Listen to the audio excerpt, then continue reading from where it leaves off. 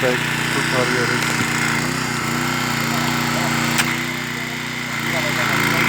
Doğancar Belediyesi ekipleri tüm hızıyla çalışıyor köpeği kurtarmak için.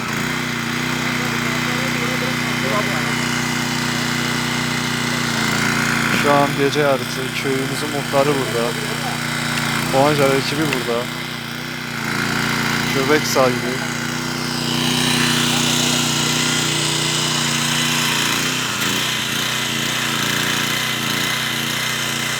Doğancar Belediyesi arama ve kurtarma ekipleri şu an çalışmayı devam ettiriyorlar.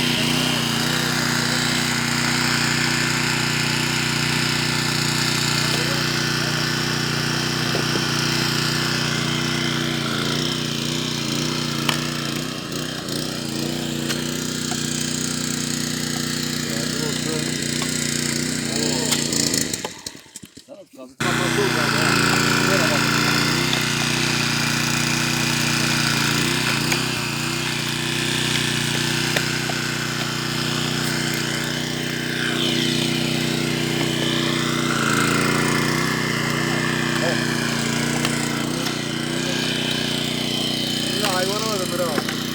Yok ya. Buna bak ne var da. İşte köpek. Tamam.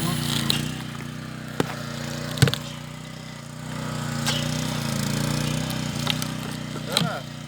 Bekle abi. Altını çok aşağıya eğme ha. Anladım.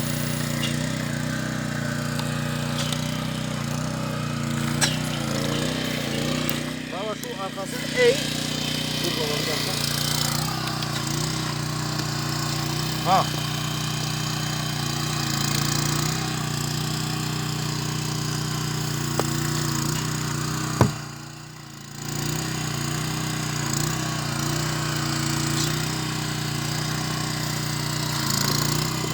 Ömer yavaş. Abi, çok Ömer yavaş. yavaş. Ömer dur. Tamam. Tamam. Tamam.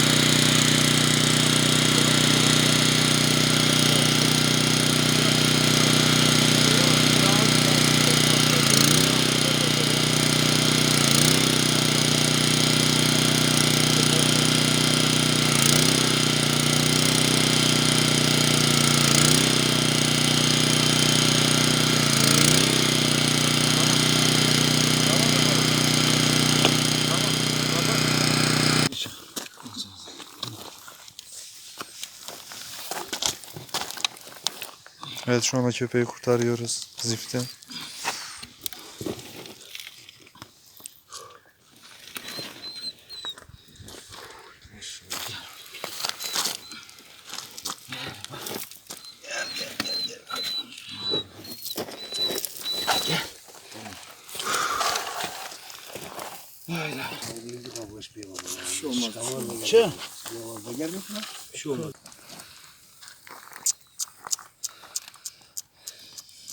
Abi bu bir hayvan ağzı temizlemez ki.